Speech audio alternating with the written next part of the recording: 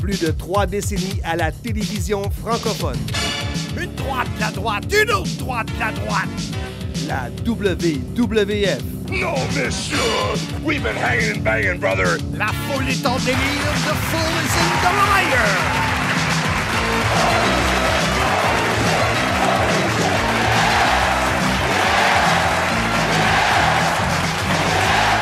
La WCW. Woo!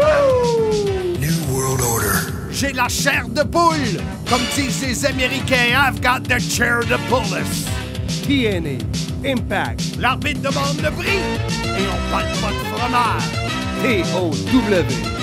Mon nom est Marc Blondin, Monsieur Fun International, Top of the World, the original, vintage depuis 1958. Voici mon podcast. Soyez-y, mesdames, messieurs.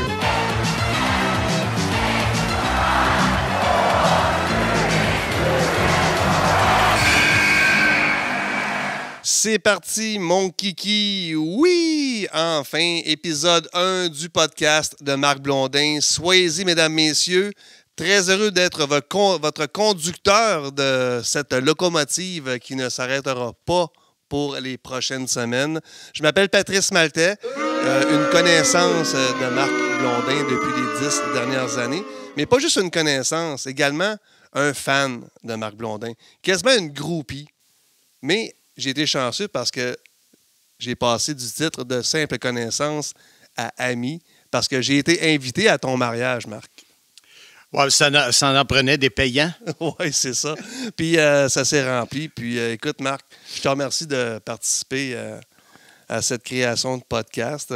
Vu que la tendance était au podcast depuis quelques années, eh bien, je te remercie de faire partie de ce projet-là. C'est qui Marc Blondin? Marc Blondin, on l'a vu à la télévision pendant plus de 30 ans, plus de 3 décennies.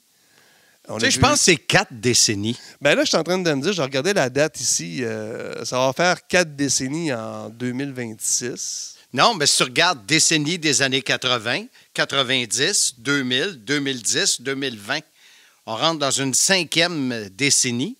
Tu vois ça de même. Je sais que tu n'as pas été à l'école longtemps, là, mais... Non, mais assez longtemps pour te dire que j'ai mon équivalence secondaire 5, j'ai mon attestation d'études collégiales en animation radio, donc on se rejoint dans ces affaires-là. Marc, je veux savoir une chose. Tu viens de où? Valleyfield, la ville de l'amour, comme dirait Gilles Proulx. Je suis un campi valencien. Un campi valencien. Ouais, dans les Jeux du Québec, il y avait Campi qui était la mascotte.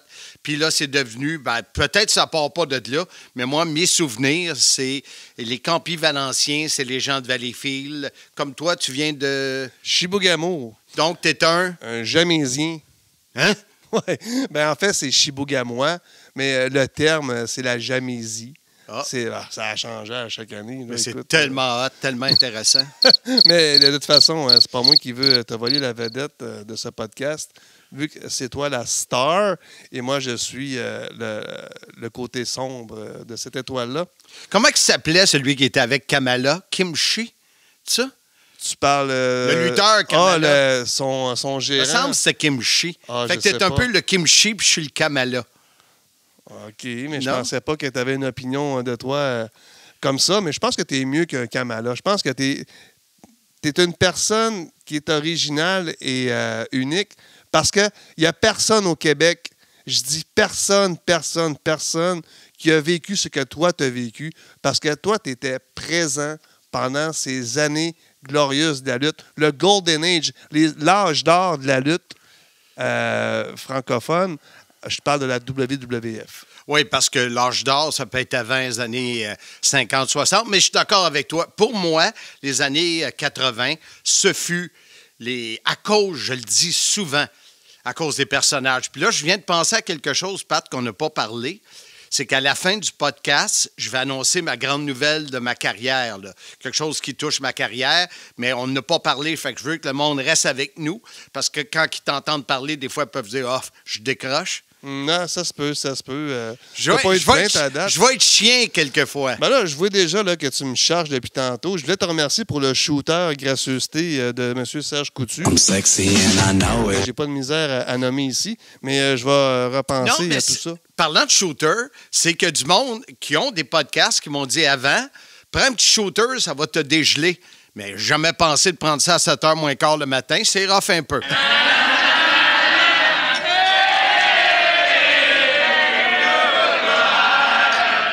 Oui, ça, je l'ai trouvé rough aussi. C'est pour ça que j'ai gardé ma bouteille d'eau à côté de moi. Depuis tantôt, j'ai des refus. Pas des refus gastriques, mais il me semble que c'est chaud là, ici. Là. Je porte mon chandail de Sim. Soyez-y, mesdames, messieurs.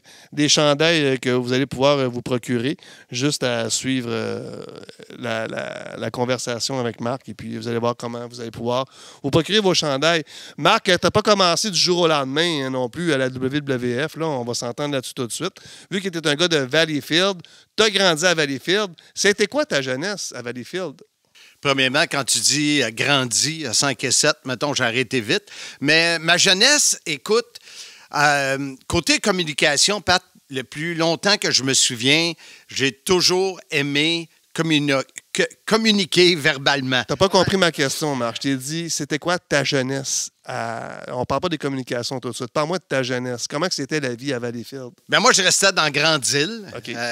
Ma mère avait un restaurant français. Et puis, j'ai perdu mon père très jeune, à l'âge de 6 ans. OK.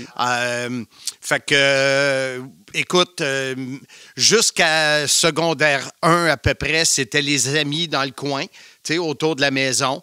La cachette barbecue, la tag barbecue. La tag, je détestais parce que j'étais gros. Fait que j'étais jamais capable de pogner celle que je voulais embrasser. Mais... La cachette barbecue, il y avait aussi la canisse bottée. Je sais pas si tu as connu ça. Non. Ça, tu bottais une canisse le plus fort possible. Tout le monde allait se cacher. Lui qui bottait la canisse allait chercher la canisse puis essayer de trouver les gens. Ben, moi, les filles de mon entourage dans Grande-Île, je les ai jamais traitées de canisse. Fait que... Non, je parlais pas des filles, je parlais d'une canisse de métal. Marc! Hey, ça, c'était bon, ça. Ça va prendre un petit son pour ça. Badoum, psh. C'était bon, c'était bon. On va l'ajouter. Mais là, tu m'as dit, là, t'es rendu en secondaire 4. Non, là, je suis rendu en studio ici. Non, on parlait de parle de ta jeunesse. De ma jeunesse, là, à Valleyfield. OK. Je t'ai dit jusqu'en ce... Christy, t'écoutes-tu? Ben, t'es parti du coq à l'âne. Tu traitais une fille de canisse. Fait là, je me dis, elle devait être vide, cette fille-là. Secondaire 1, j'ai sorti de la Grande-Île. La Grande-Île, c'est à peu près à peut-être 5 km de la ville de Valleyfield, peut-être plus. Puis c'est là que j'ai pris mon 10 vitesses pour aller voir des amis, parce que rendu au secondaire, le cercle d'amis s'agrandit. Et j'ai découvert un groupe d'amis nouveaux, puis des expériences nouvelles. Puis là, je suis rentré dans le secondaire, puis tout ça, là. Est-ce que le monde des communications s'est offert à toi au secondaire ou c'était un petit peu plus avant ça? Moi, je te dirais que c'est avant ça. Le plus loin que je me souviens, j'étais à l'école Montpetit.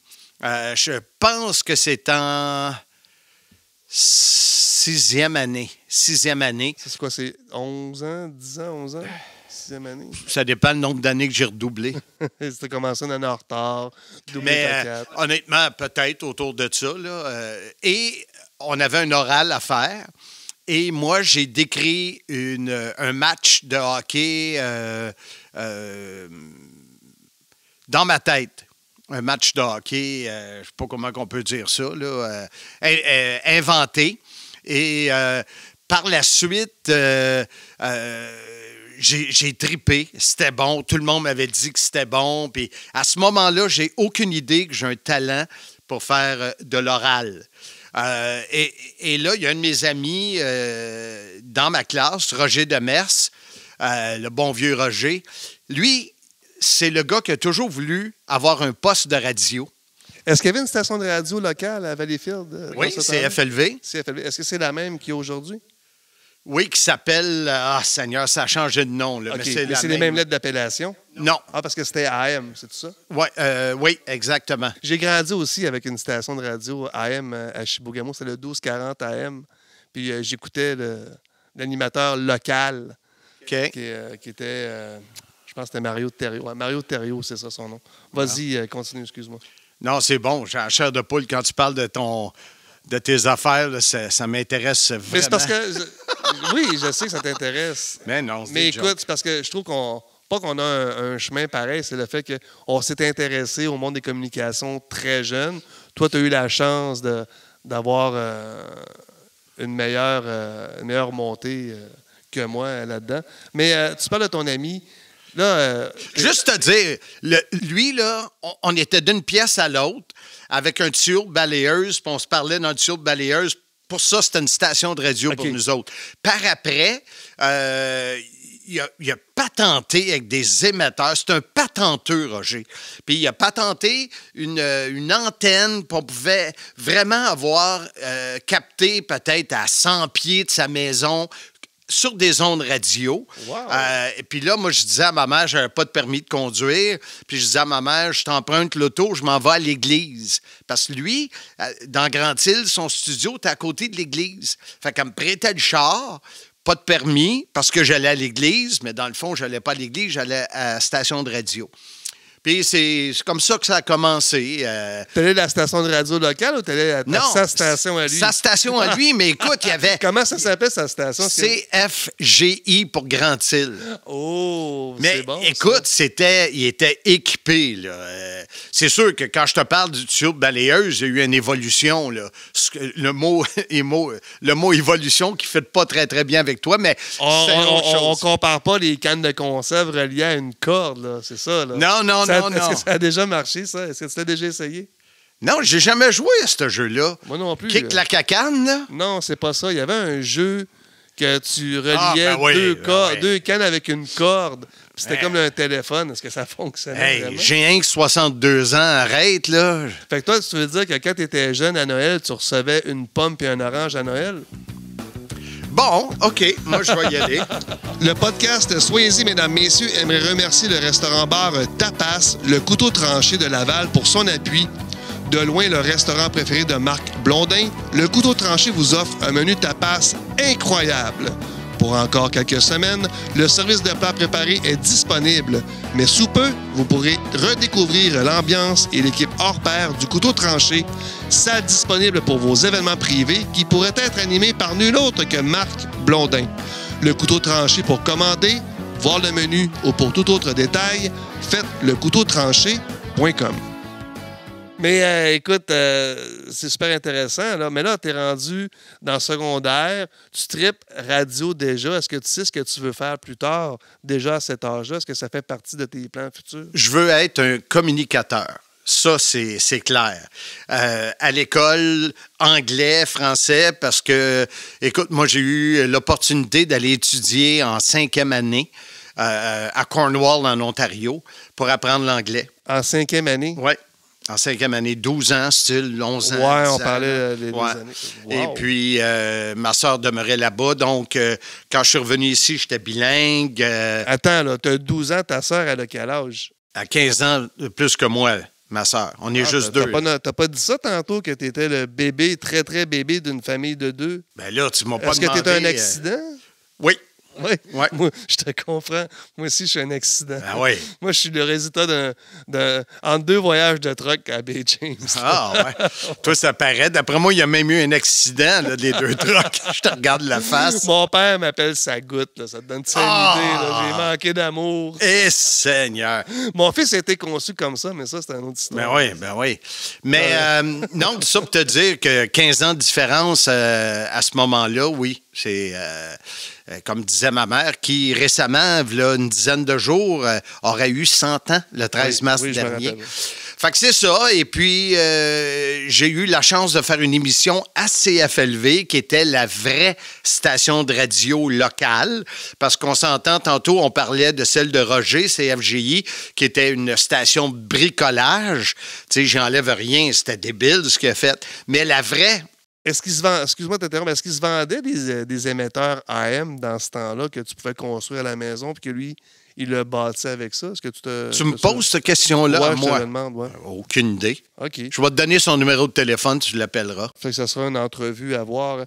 Perspective scolaire, c'est une émission de radio que tu m'as parlé tantôt. Oui, avant à ton début. CFLV, c'était ma première vraie expérience à une vraie station avec André Viau qui a fait une carrière professionnelle, entre autres, était lecteur de nouvelles à CKC, tout ça. Il est décédé aujourd'hui, André. Et la belle Michel Laberge qui est avec nous dans ce trio-là. Tu sais pourquoi on appelle ça un trio? Parce que vous êtes 2 plus 1. Exactement. Et 2 gars et une fille. Oui, et on relatait ce qui se passait dans le monde de la polyvalente. Moi, j'étais en secondaire 4, André aussi. Puis c'est avant de prendre les rênes de la polyvalente. Fait que c'est comme ça que j'ai eu mon baptême de la radio. En secondaire 4, tu te vantes souvent, Marc, d'avoir un secondaire 5, pas de maths. Ouais. Est-ce que tu peux te démystifier cette affaire-là? C'est quoi cette histoire? Écoute, les mathématiques, j'ai jamais aimé. Moi, je pense que j'avais dans ma tête que j'étais pour être un entrepreneur. Puis je me souviens, Éliane Boulet, qui était mon prof de maths. Et puis, c'est drôle parce qu'il y a un rapport avec la lutte. Souvent, moi, je disais, ça va me servir à quoi? La dernière affaire que je me souviens, c'est les 3 ronds incorporés. Tu sais, mettons, tu as le rond A, B, C, puis tu as un chiffre. Le 2, il fait... Hey, regarde, déjà là, je suis mêlé. Puis elle me chicanait parce que je voulais rien savoir. Moi, je voulais qu'elle me montre comment faire un rapport d'impôt, comment faire ma comptabilité de compagnie. Donc, en secondaire 4, là, tu sais, style. Mais c'est vrai que ça devrait être ça, les mathématiques. Tu arrives à l'âge adulte, il faut que tu payes faire tes rapports d'impôt, tu comprends pas tes hypothèques, ou tu comprends pas ci, tu comprends pas ça. T'as raison. Puis tu sais, quand je te disais le lien avec la lutte, oui. C'est qu'à toutes les fois qu'elle me chicanait, je me levais puis je disais « Justice! » Comme Michel Justice Dubois disait sur le ring. Puis là, ce que je te dis là, j'ai jamais fait le lien, mais c'est mon premier lien avec la lutte. Incroyable, j'ai la chair de poule. Ton amour pour la lutte, est-ce que tu peux te rappeler, ça part de où? Ben, je me souviens... La première fois que tu as vu ça à la télé, c'était quoi? La première image moi, je pense que c'était sur le matelas que je me souviens. Il me semble que c'était Jean-Jacques Fortin. Je sais que c'est M. Fortin là, qui décrivait. J'aimais ça. Mon préféré, moi, c'était Anne Schmidt. L'Allemand de Pointe-Saint-Charles, quelque chose du genre. Là. Et je me choquais quand les gars masqués allaient en dessous du ring, puis le gars magané restait là, puis le frais dispo sortait. J'étais là, voyons, l'arbitre réveille, tu sais. Uh-huh. Ça, je me souviens de ça. Ça venait de où, ça, cette lutte-là? Télémétropole, qui aujourd'hui est TVA. OK, c'est enregistré ici au Québec? Puis, oui. C'était vraiment la lutte dans le temps des Québécois. Là, je ne peux pas te dire les noms parce que j'ai peur de dévier des époques. Mais il me semble même que c'était avant le hockey. Pas à la même chaîne, là, mais de mémoire. Je me revois dans le salon au Manoir de l'Île à écouter ça en haut. C'est drôle parce que tout le monde disait que la lutte, c'était avant la messe ou après la messe de dimanche que ça passait à la télé. Oui, après la messe, parce que le monde, dans ce temps-là, la messe de bonne heure, puis la lutte, en tout cas... C'était diffusé à la télé après la messe. Oui, c'était à 11 h, tu sais. Garage Martin-Henry, mon choix sur la rive nord de Montréal. Pour tous les services mécaniques automobiles et moto. Et ceux de Monsieur Fun, c'est une équipe attentionnée, honnête et surtout serviable. Pour vos besoins en mécanique générale, faites comme moi. Communiquez avec Martin ou Tony sur Facebook, Garage Martin-Henry, ou encore au 450-433-0223. Bon, là, on est rendu en secondaire 5, pas de maths. Là, tu es un communicateur. Tu te vois déjà parler dans un cornet, c'est-à-dire un micro de radio. C'est quoi ton choix qui se présente à toi? Ben, écoute, c'est de m'impliquer dans tout ce qu'une grande gueule comme moi peut s'impliquer. Est-ce que tu t'en vas au cégep en arts et lettres, en communication, en moi, radio? Comment que ça marche? On est rendu en quelle année, là? Pour toi, à la vitesse que tu vas, on est rendu en 76. Je suis pas encore né. Parce que, bien sûr, je suis né en 77. Il y en a plusieurs qui ne sont pas nés. Mais écoute, j'ai pas honte de mon âge. De 62, mais 63 l'été prochain, mais je me sens jeune dans ma tête. Tout ça pour te dire... Il n'y aura pas d'âgisme à notre émission. à notre podcast parce que les gens qui t'ont connu à la télé sont un petit peu plus vieux que le public cible des 7-12 ans. Oui, mais c'est notre public cible aussi. Les 7-12 ans ne pensent pas qu'ils nous écoutent. Non. Mais ils pourront l'écouter dans 10 ans en reprise. Oui, ils pourront l'écouter aussi quand ça sera diffusé. Donc, vas-y. Ce que je te disais, 76. Le cégep, quand je suis allé au cégep, c'était juste pour aller dîner avec ma blonde, parce que j'ai jamais été au cégep. C'était qui ta blonde? Dans ce temps-là, André Julien. André Julien. Est-ce que Ouais. tu étais longtemps avec? Oh boy! Pour venir retrouver. Souvenir retrouvé.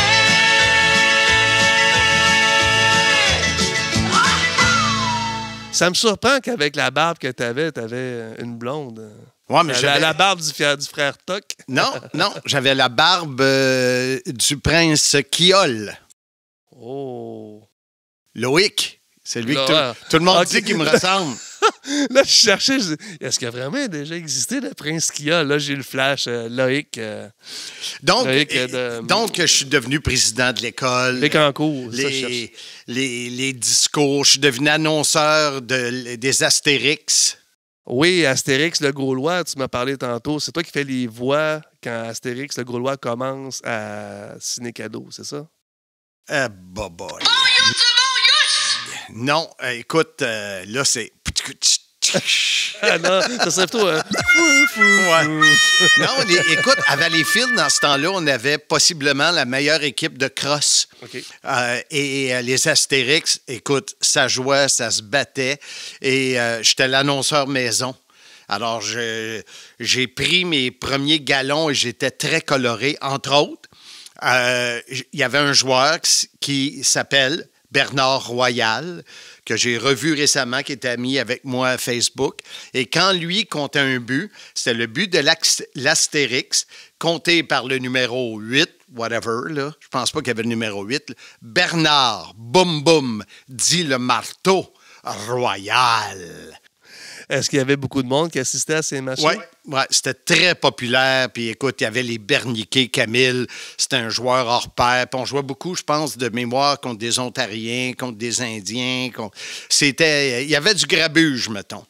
Est-ce qu'il y avait une proximité avec la population, les joueurs? Les joueurs, c'était quel âge environ? Oh, écoute, c'est dur de te répondre, mais je te dirais peut-être une vingtaine d'années. Il me semble que c'était 18... En tout cas, c'était pas des jeunes, là. Est-ce que c'était beaucoup plus vieux que toi? T'as à peu près le même âge que moi, fait que... Est-ce que tu avais une 18 ans. proximité avec ces gars-là? Est-ce que tu les revoyais? Hey, Blondin, Ben c'est oui, bon, on comment a tu l'école. m'annonces? Il y en a plusieurs qu'on a l'école ensemble. Il y en a qui étaient un peu plus vieux, mais oui, c'était... et par la suite, j'ai décrit les matchs du Junior B de Valleyfield, le national. Ça, pour la radio, CFLV. Alors, j'ai décrit les matchs. Encore là, j'avais du plaisir. Puis quand j'écoute Cédric, mon fils, aujourd'hui, décrire les matchs de l'Armada, ça me rappelle ces souvenirs-là. Mais oui, c'était des bonnes années. Inscription du national, Marc, est-ce que ça t'a ouvert des portes? Est-ce que tu as été découvert par quelqu'un? Quelqu'un?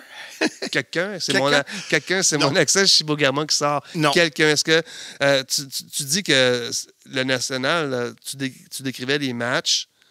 Est-ce que tu as utilisé ça pour te faire ouvrir des portes ailleurs? J'ai utilisé mon vouloir et mon front de bœuf. Parce que là, tu n'as pas encore été aux études en communication. Jamais. T'as allé jamais en fait études. d'études, Jamais, moi. J'ai un secondaire 5, pas de maths. C'est tout. C'est tout. Wow, je suis vraiment impressionné. Ça veut dire que dans ce temps-là, la communication n'était pas obligée de venir avec un diplôme en communication. Ben non. C'était des contacts. Donc, je veux Pas juste... Non. C'était des contacts. C'était du talent. du talent. Des contacts. Ton talent de descripteur des matchs du national à la radio de Valleyfield t'a mis assez en confiance pour aller cogner dans une porte. Je te dirais ça, puis tout le reste que j'ai fait, j'avais vraiment une confiance inébranlable en moi-même. Donc, ça a été quoi ta première porte que tu as cognée? Que tu dis, hey, j'aimerais ça, parler dans votre cornet. Ben, CKVL. CKVL. On parle d'une station AM à Verdun, donc Montréal. Ça, c'est le premier. Et je ne sais pas si Jean-Paul Chartrand Senior, ça te dit de quoi? Est-ce que c'était le descripteur de match de boxe qu'on voit encore avec Yvon Michel à RDS? Ouais. C'est lui? Oui. Lui était le directeur des sports à CKVL. Dans le temps, il y avait Richard Morancy, Tom Lapointe. C'était une grosse station là, qu'on pourrait comparer à 98.5 aujourd'hui. Est-ce que c'était AM ou FM? AM. AM, OK. Je l'ai dit tantôt, c'était écouté. Oui, non, j'écoute, mais j'étais pas sûr si tu avais dit les deux. Donc, j'ai réussi à rentrer dans la station et parler à M. Chartrand et lui dire je veux faire de la radio, je veux faire. Et là, c'est toujours sport. Je suis toujours mindé, chroniqueur sportif. Et mon front de bœuf fait qu'il appelle son fils, qui est Jean-Paul Chartrand Junior. Lui est directeur des sports à CKLM, qui est une station à Laval, 1570. Oui, la TW Radio Show. Oui, mais c'est vieux comme ça. Là. Oui, mais on ne parle pas des mêmes époques. Là. Dans l'époque 1570 de mon temps, c'était pas mal plus fort que quand on a fait TOW Radio Show. Oui, tu te rappelles, faire une petite parenthèse, les propriétaires essaient de nous faire croire qu'il y avait 300 000 auditeurs. Oui, mais ce qu'il nous disait, c'est qu'il y avait 300 000 personnes qui pouvaient peut-être l'écouter. Mais tout ça pour te dire qu'il a fait un appel à son fils. Jean-Paul m'a rencontré, puis c'était mon premier contrat professionnel, vraiment, de faire les sports. Et Serge Delonchamp, qui est un des premiers animateurs de RDS, était un de mes collègues. On était 3 dans le sport. Et l'autre était Christian Tétrault.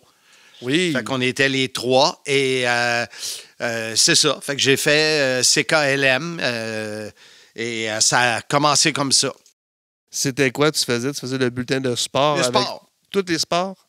Bon, oui, tu sais, les sports à radio, là, tu donnes les matchs de hockey, les résultats de matchs pas de commentaires, là, c'est vraiment... On est en quelle année? 1981 peut-être, 80-81. Là, on s'entend que c'est pas comme aujourd'hui, les médias, c'est pas en cliquant des doigts que tu peux avoir un site Internet qui te dit tout ce qui s'est passé dans le match. Comment tu faisais tes recherches? Est-ce que tu as une mémoire de ça? Bien, comment je faisais mes recherches? Avant d'aller en ondes, comment tu procédais? Bien, d'abord, je suivais tout ce qui se passait. Mais décris-moi ton environnement de travail. Là, tu es à la station de radio. Il faut que tu ailles en ondes avec des résultats sportifs. Bien, on avait la presse canadienne qui nous envoyait des résultats par Télex, là, je ne sais pas trop quoi. Okay. On avait le journal. On fouillait, on se débrouillait. Tu travaillais à quelle heure? Tu faisais le matin? Aucune idée. Tu t'en rappelles pas de ça? Non. Tu sais pas si tu faisais le matin, moi, le jour, le soir? Je faisais fin de semaine, logiquement, là, pour commencer. Là, tu commences pas de mémoire. Là. Et c'est là que j'ai remarqué que dans une station de radio, tu as 15 animateurs DJ, puis tu as 2-3 gars de sport. Fait que là, j'ai fait comme, ouais. Tu découvres de quoi, toi, là? Et c'est là que j'ai décidé de retourner à Valleyfield. Pourquoi? Peut-être parce que mon entente s'est terminée, je m'en souviens pas à CKLM. Tu es retourné chez ta mère? Non, je ne suis pas retourné chez ma mère, mais je suis retourné animer à Valleyfield, qui était mon coin. Et à la station CFLV, j'ai repris comme animateur DJ. OK. Et par la suite, ça m'a amené, parce que un des animateurs DJ, c'était Bob DeBoard, qui était un très, très gros nom de la radio à C'est quoi. Et je travaillais avec le grand Talbot. On travaillait à CFLV. Denis Talbot? Ouais. Hey ho, Talbot! Je sais pas. Ouais, Musique Plus. Et puis, là, on suivait tout ce qui se passait. Le but, c'était de rentrer à C'est quoi.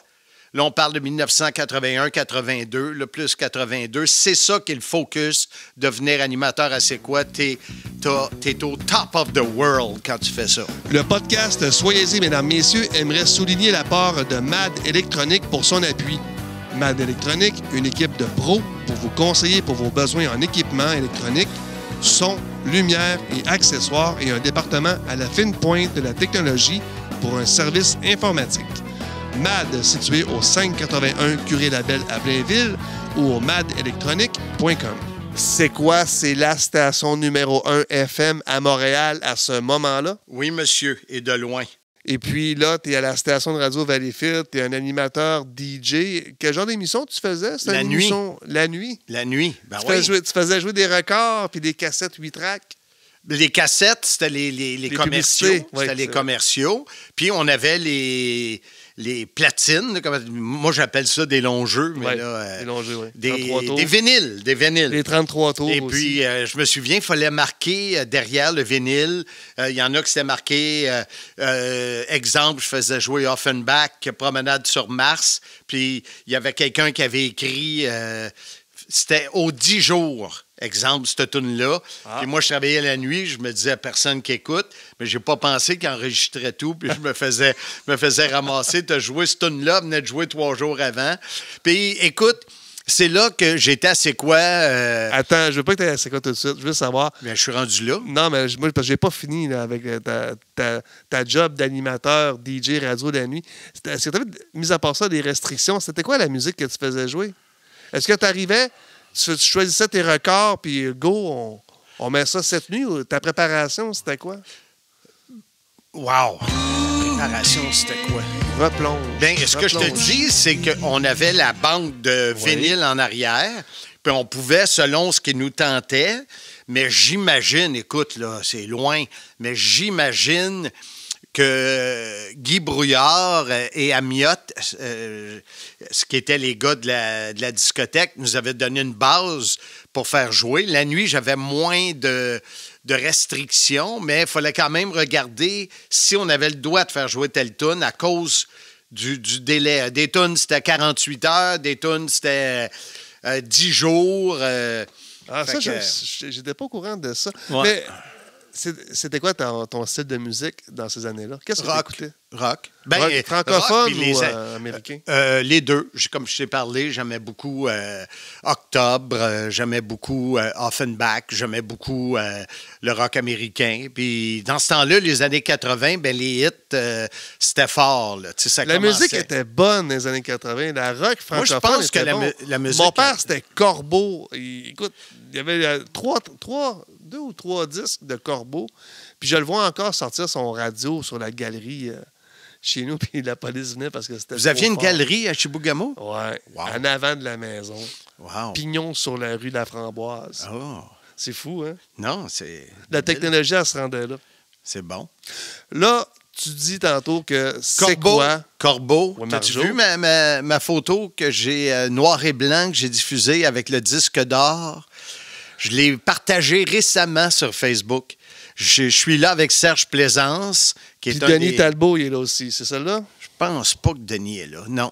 Non, toi, ça, c'est un autre. Toi, tu parles de la gang de C'est quoi? Oui, c'est parce que t'en as mis un autre. Je sais qu'il y a un gars, il n'est pas décroché de son entrevue avec Céline Dion, mais ça, c'est non, ça, c'est pas un là, autre. non.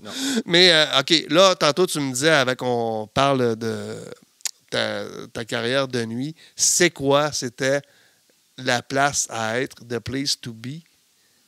Qui t'a choisi pour aller à C'est quoi? Bob the Board. Lui, il a dit, Blondin, j'aime ce que tu fais. Viens avec nous? Non, je pense pas qu'il a dit ça. Bob c'était un ami. C'est devenu un ami. À ce moment-là, c'est pas un ami. C'est un gars qui est très, très dur. Moi, je me souviens, on est 3 qui rentrent en même temps. Gilles Gariepi, qui a fait Gariepi la nuit pendant une éternité. Talbot.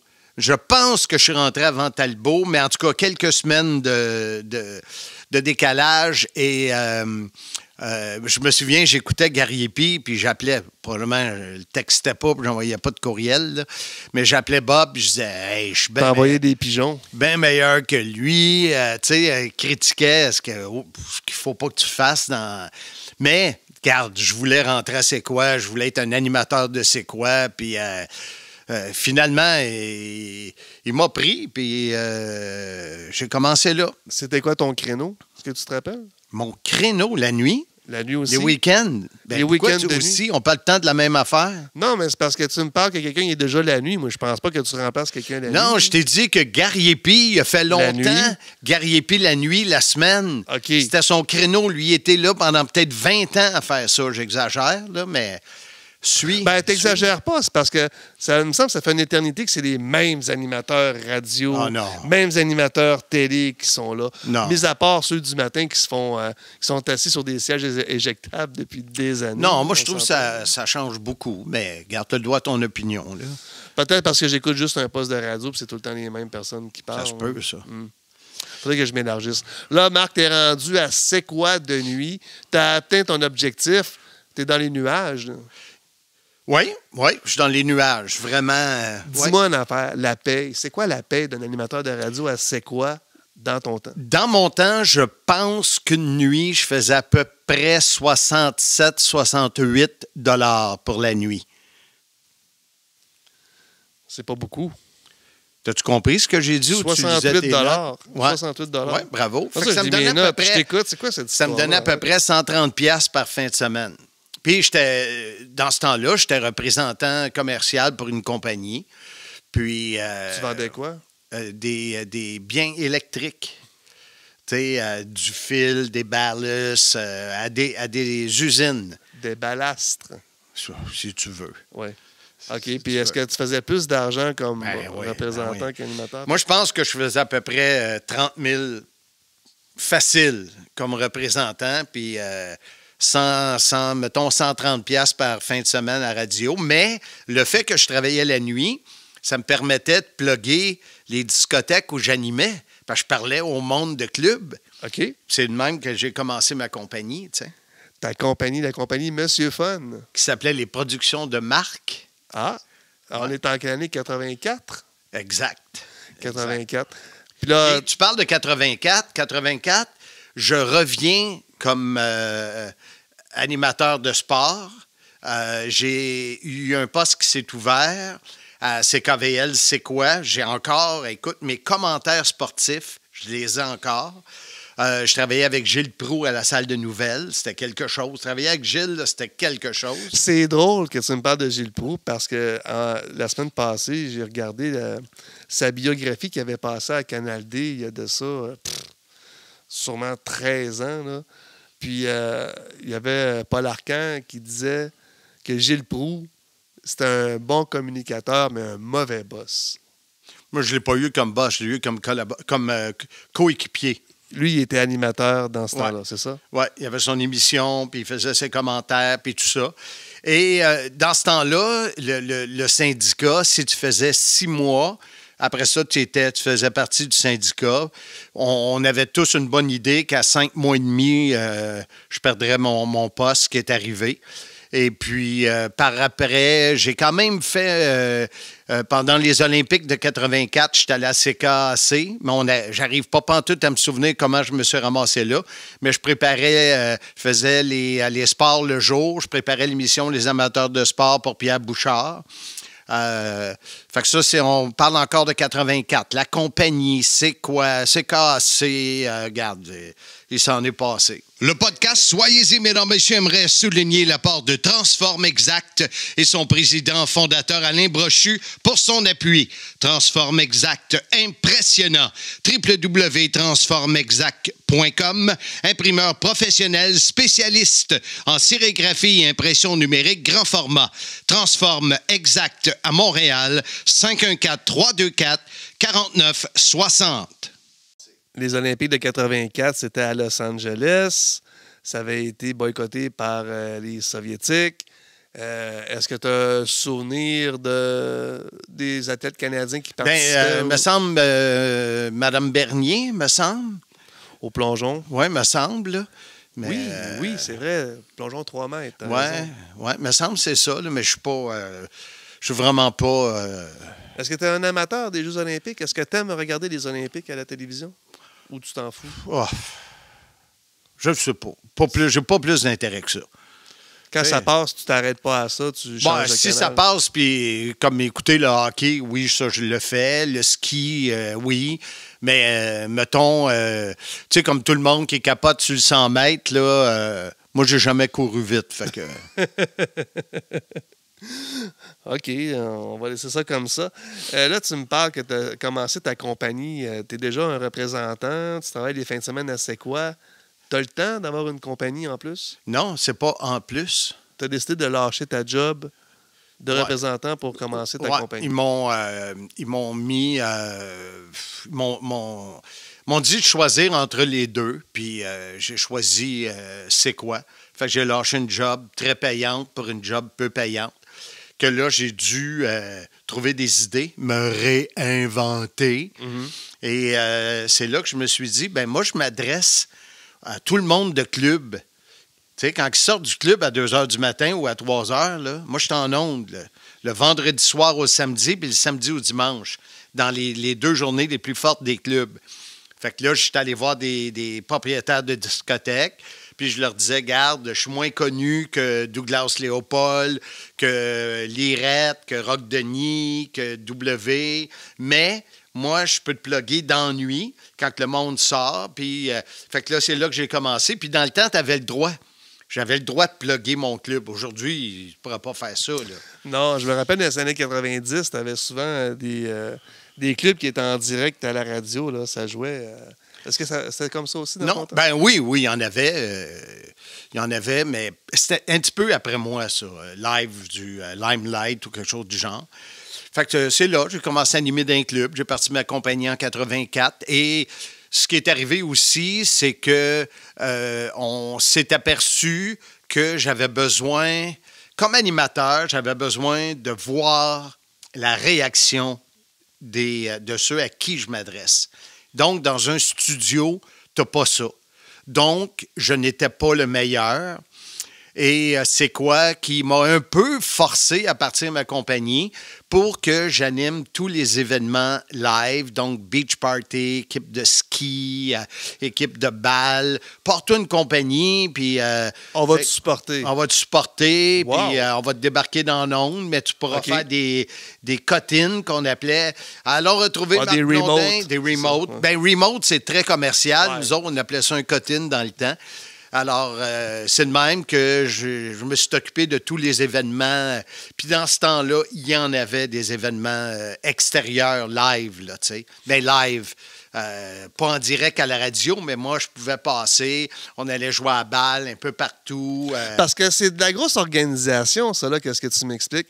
Faut que tu aies des géos, faut que tu aies des drapeaux. C'est une grosse production extérieure. Donc, toi, tu étais responsable de tout ça, mais vu que tu étais le propriétaire des promotions de Marc Blondin. Les toi, productions de Marc. Les productions de Marc. T'as gardé ça combien de temps, production de Marc? Mais je l'ai encore. Mais je veux dire, parce que t'es Monsieur Fun. Bien, c'est devenu un coup que je suis connu, un peu plus connu. J'appelais ça les productions de Marc Blondin. Puis plus tard, il y a quelqu'un, j'avais acheté un 800-66 Le Fun que j'ai encore. Puis il y a quelqu'un RDS qui m'a dit « Hey, Monsieur Le Fun! » Ça a commencé de même. C'est Monsieur Perrault. Là. Pourquoi j'ai un blanc de mémoire, là? Mais c'est lui qui avait dit ça. Puis ça a parti de même. Puis j'ai changé le logo. Là, Puis c'est quoi, te donner encore des contrats exclusifs? Dans ce temps-là, Ouais. j'en ai plein. J'en ai eu jusqu'en 90, 91, là, plein de contrats. Je m'occupe de tout. Là. Fermeture de la rue Saint-Denis, des défilés de mode, etc., plein. Fait que je m'occupe de... Puis par la suite, ben, je suis devenu directeur des promotions de CKVL, c'est quoi, puis s'occuper de tout ça. Donc, tu te donnais des contrats à toi-même? Non, je me donnais pas des contrats à moi-même. C'est moi qui les avais. Fait que, mettons qu'on disait, on fait telle affaire sur la rue Saint-Denis, on ferme la rue pour le Grand Prix, on fait telle affaire. C'est sûr que j'ai une partie de ce que je peux faire, il me le donne à moi. Ça faisait partie un peu de mon salaire. J'avais pas un salaire de directeur des promotions. Mon salaire venait des commanditaires et tout ça. Là, tu sais. Très payant? J'ai fait des bonnes années. 88, ça a été de loin ma meilleure année à vie en affaires. Combien? Bof, je te dirais 88. Selon moi, mes états financiers marquaient 688 000 $. Et c'était dans le temps qu'il y avait un petit peu de cash. Fait que c'était des bonnes années. Tcha-ching! Hey, Pat, ça va vite, notre timing. On est rendu à 41 minutes. Fait que d'après moi, on va défoncer et ça va me rapporter 5 piastres de ce Mom Dax. Pourquoi, qu'est-ce qu'il t'avait dit? Il a dit, je gage 5 piastres que vous alliez défoncer 45 minutes.